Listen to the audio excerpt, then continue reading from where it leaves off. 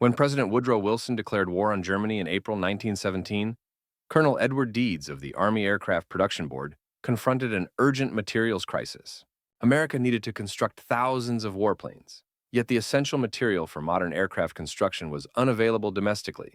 German Zeppelins and advanced aircraft utilized duralumin, a groundbreaking aluminum alloy that German metallurgist Alfred Wilm had discovered in 1906. This material possessed steel-like strength while weighing only one-third as much. Duralumin's production was tightly controlled by Dürer Metalworks AG, which held Wilm's patents and had authorized manufacturing only among select European companies. America had been deliberately excluded from these licensing agreements. The Aluminum Company of America, Alcoa, the nation's primary aluminum manufacturer, had spent years attempting to replicate duralumin unsuccessfully. The German patents intentionally provided vague information, describing chemical compositions while concealing the essential heat treatment process that activated the alloy's properties. Despite analyzing captured samples, Alcoa's metallurgists couldn't determine why German aluminum strengthened over time, while American aluminum remained soft. Without high-strength aluminum, American aircraft would require construction from wood and fabric, like outdated British biplanes, slow, fragile, and inadequate for contemporary aerial combat. The Liberty engine program could manufacture powerful motors, but airframes capable of carrying them demanded materials unavailable in the United States. This account details how Alcoa metallurgist Earl Blau and researcher Paul Merica solved the mystery of age-hardening aluminum, developing alloy 17S that would become the cornerstone of American aviation and maintain continuous production for over a century as Aluminum Alloy 2017. The story of aviation aluminum originated not in a factory, but at a Prussian military research facility in Neubabelsberg, southwest of Berlin, where Alfred Wilm worked as a metallurgical engineer. In 1903, the German War Munition Supply Department assigned Wilm the task of developing a lightweight aluminum alloy for military cartridge cases. Brass cartridges, though reliable, were heavy. Aluminum cartridges could substantially reduce soldier loads if they could match brass strength. Wilm conducted systematic experiments, testing various aluminum-copper combinations. Pure aluminum proved too soft for structural applications, deforming easily and lacking tensile strength. Adding copper improved hardness, though insufficiently. The alloys remained too weak for military purposes. During a routine test on a Friday in 1906, Wilm heated an aluminum-copper-magnesium alloy to approximately 500 degrees Celsius to dissolve the copper and magnesium uniformly throughout the aluminum matrix, a process called solution heat treatment. He then rapidly cooled the sample in cold water to lock the elements in place. Standard metallurgical theory predicted the quenched alloy would exhibit greater hardness than before heating. However, when Wilm tested the sample immediately after quenching, it proved disappointingly soft, softer even than the starting material. Frustrated, he set the sample aside and left for the weekend.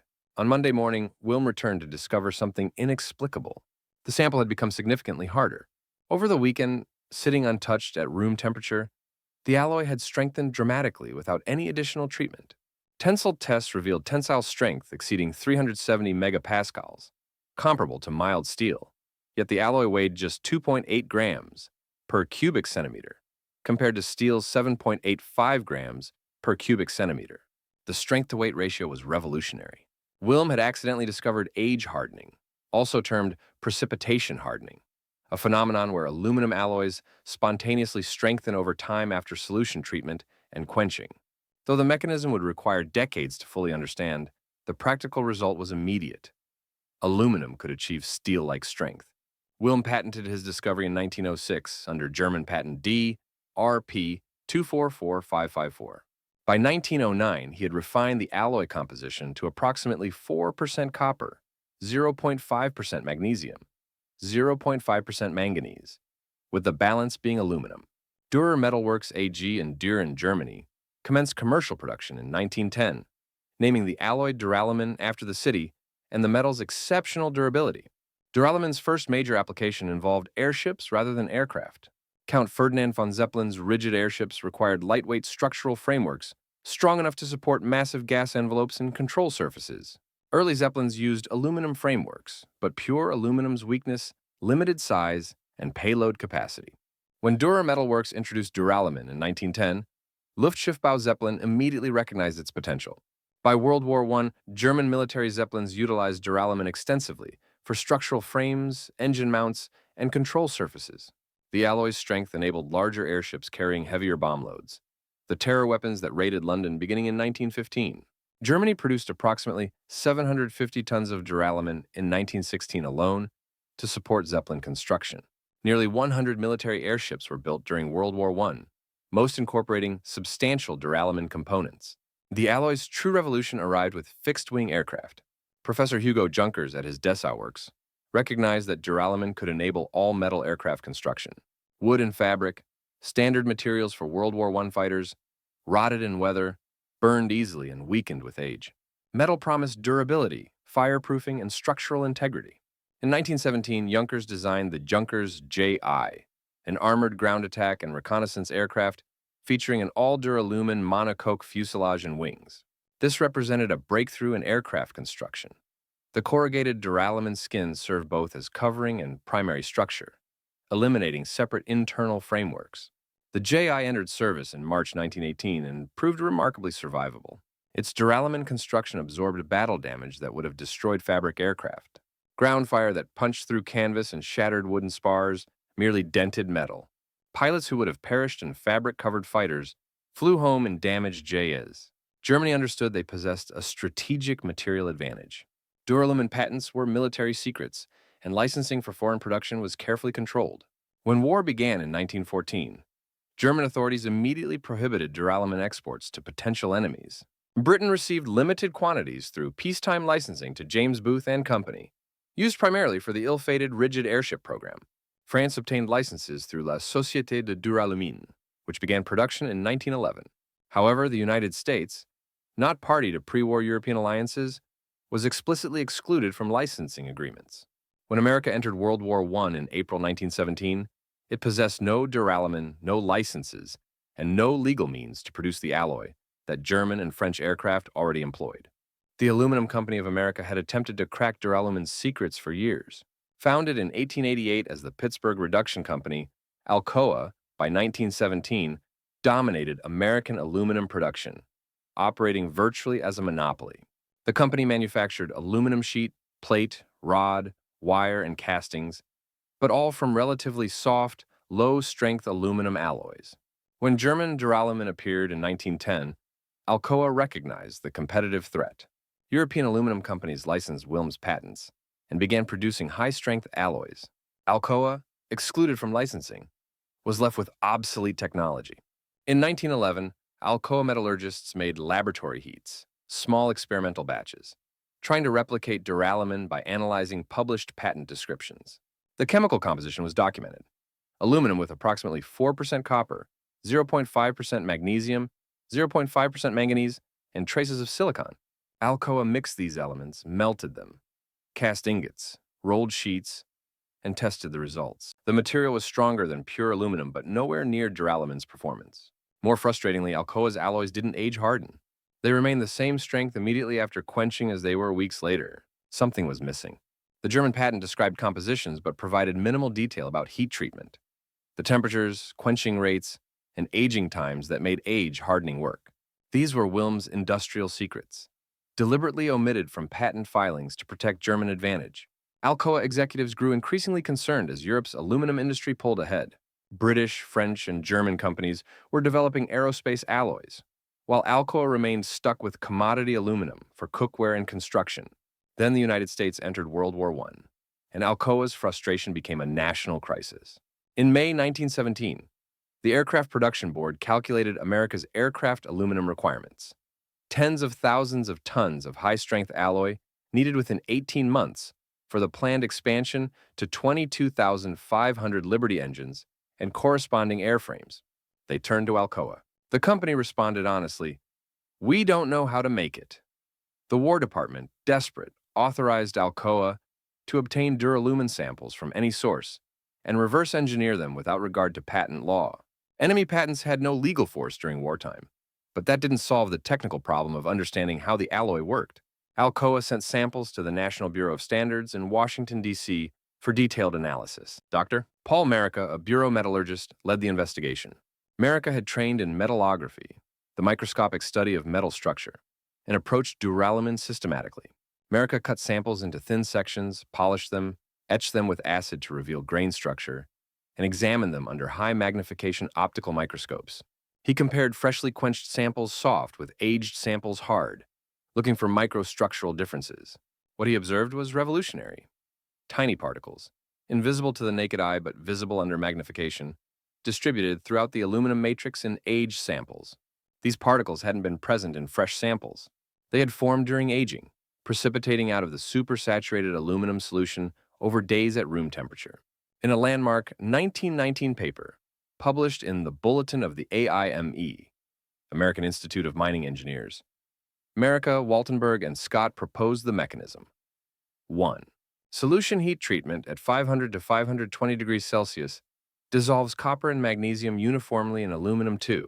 Rapid quenching locks elements in supersaturated solid solution, unstable but frozen 3. Natural aging at room temperature over days allows copper-aluminum compounds, theta phase, Al2Cu, to precipitate as nanoscale particles 4. These particles block dislocation movement in the crystal lattice, dramatically increasing strength. Merica had explained age hardening scientifically for the first time. However, understanding the mechanism didn't immediately enable production. Alcoa still needed to develop manufacturing processes, determine optimal compositions, and scale up from laboratory batches to industrial tonnage. That challenge fell to Earl Blau, an Alcoa metallurgist working at the company's research facilities. Earl Blau was an Alcoa researcher specializing in aluminum alloys. During 1917 to 1918, under intense wartime pressure, he led the team developing America's duralumin equivalent.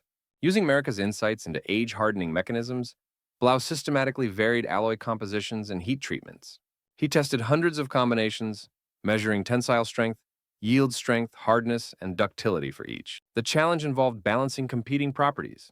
More copper increased strength, but reduced ductility and corrosion resistance. Magnesium improved strength and aging response, but complicated casting. Manganese refined grain structure, but added cost. Silicon appeared in trace amounts partly from impurities and influenced precipitation. By 1922, Blau had developed a composition that met military specifications, Alcoa 17S. The composition consisted of aluminum, balance approximately 93%, copper 4%, magnesium 0.6%, manganese 0.6%, silicon 0.5%, and iron less than 0.7% as impurity. The 17 designation indicated the development sequence. Alcoa tested many compositions before settling on number 17. The S indicated sheet form, the primary product form for aircraft construction. The heat treatment process involves solution heat treatment at 500 degrees Celsius for 1 to 2 hours, rapid water quenching to room temperature, and natural aging for 4 to 5 days at room temperature to reach T4 temper. The properties of 17ST4 included tensile strength of 380 to 430 megapascals, yield strength of 240 to 310 megapascals, elongation of 15 to 20%, indicating reasonable ductility, and density of 2.79 grams per cubic centimeter. These properties were nearly identical to German duralumin.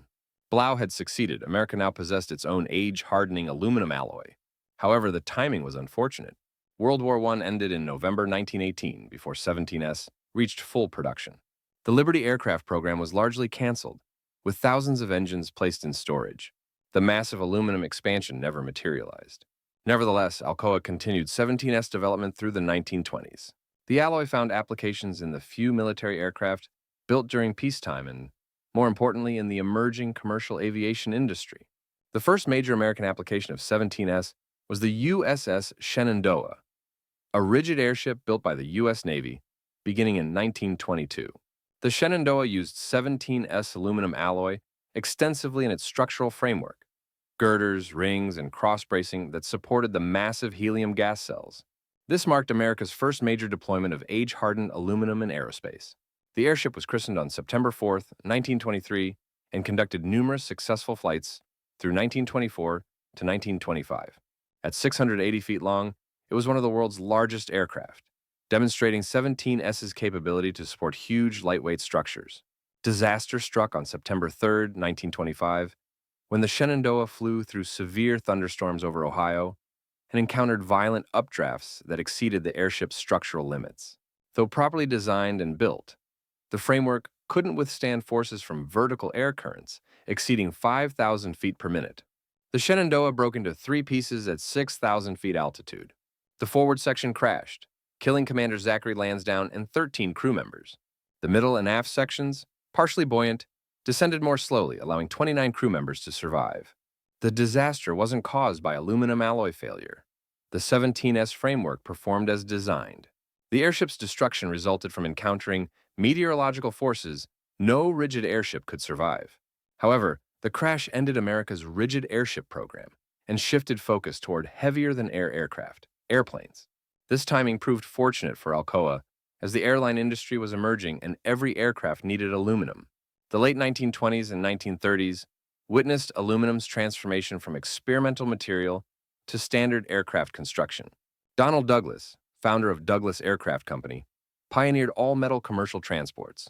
The Douglas DC-2, 1934, and DC-3, 1935, used aluminum alloy extensively, including 17S, or 2017, sheet and plate for fuselage and wing skins, 24S, or 2024, developed in the mid-1920s for higher-strength structural members, and 61S, or 6061, a non-heat-treatable alloy for welded components. The DC-3 revolutionized air transportation, and aluminum made it possible.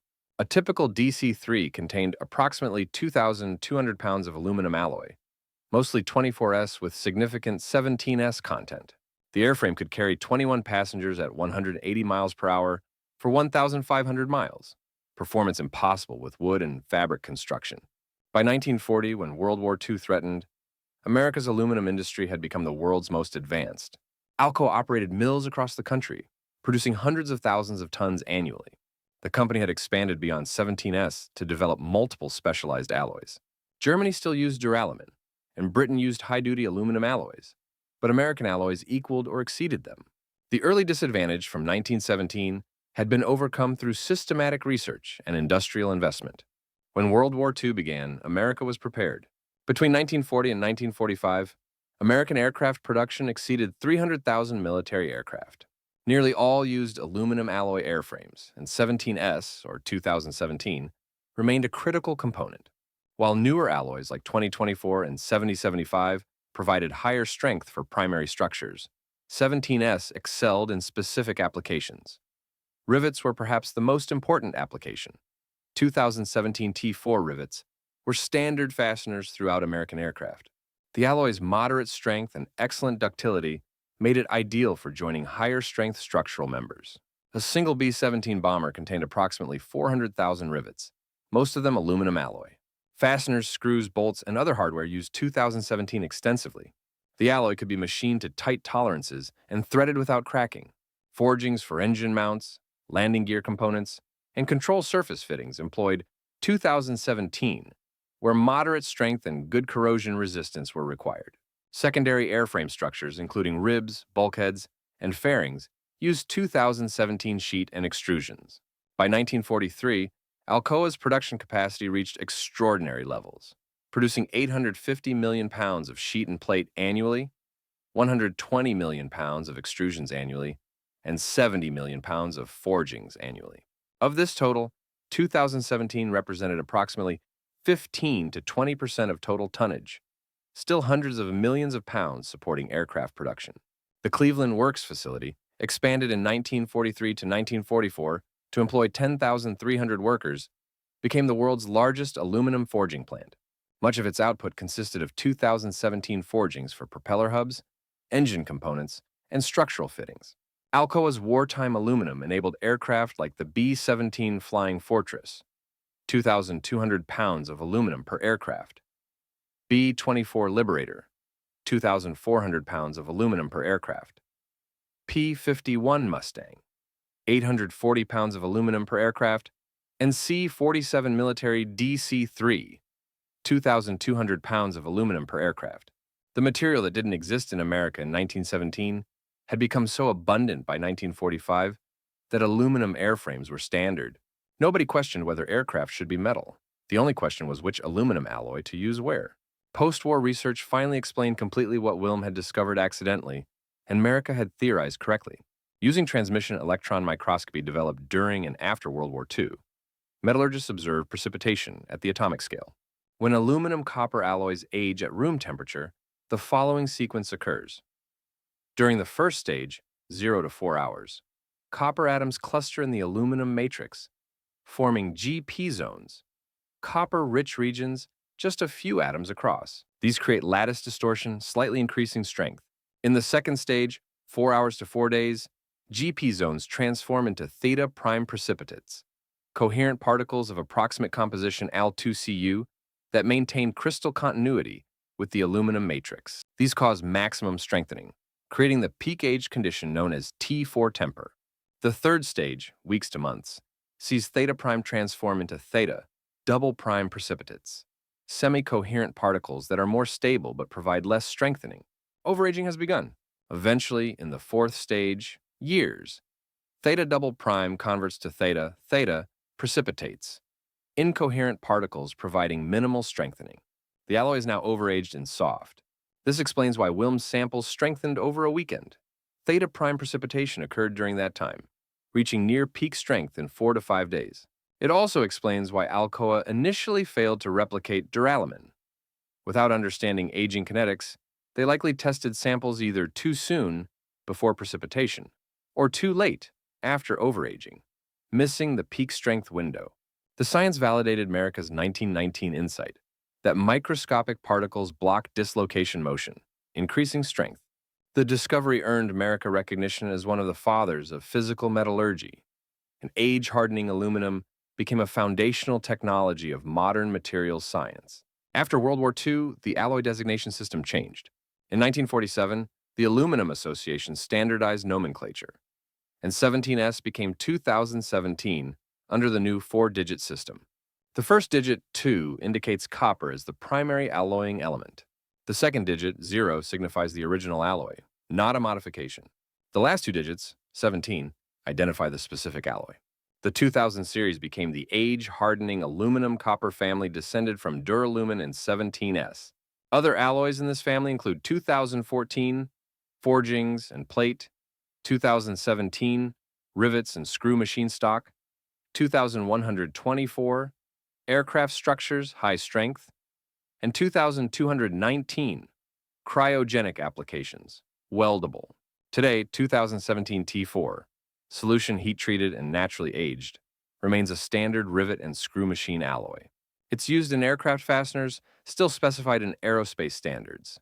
Automotive components like drive shafts, screw machine products, consumer products such as camera parts and small mechanisms, and marine hardware, requiring corrosion-resistant fasteners. The alloy Earl Blau, developed between 1917 and 1922, is now over 100 years old and still manufactured globally. Annual production exceeds thousands of tons, primarily for aerospace and transportation applications. Without 17S and its descendants, modern aviation wouldn't exist. The strength-to-weight ratio of age-hardening aluminum enabled commercial aviation.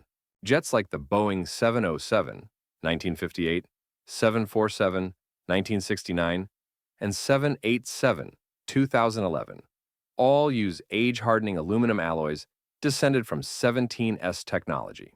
Every military fighter, bomber, and transport since World War II has incorporated 2000 series alloys for structures and fasteners. Space exploration has also benefited. The Apollo lunar module used aluminum alloy 2024 extensively, and the International Space Station contains thousands of 2000 series components.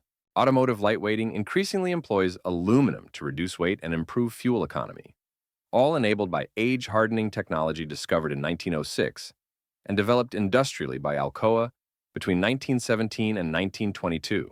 The global aluminum industry, now worth over $150 billion annually, traces directly to Wilm's 1906 discovery and Alcoa's 1917 to 1922 development of 17S. In April 1917, America entered World War I without the aluminum alloy necessary to build modern aircraft. German duralumin was a military secret. British and French producers were licensed, but America was excluded. Alcoa had tried for years to replicate the alloy without understanding the age-hardening mechanism that made it work. Within 5 years, that disadvantage was overcome. Paul Merica explained age-hardening scientifically. Earl Blau developed 17S as America's equivalent to duralumin. By 1922, Alcoa was producing high-strength aluminum alloy commercially. The timing meant 17S missed World War I. The Liberty aircraft it was meant to enable were largely canceled, but it arrived perfectly for commercial aviation's birth in the 1920s and military aviation's explosion in World War II.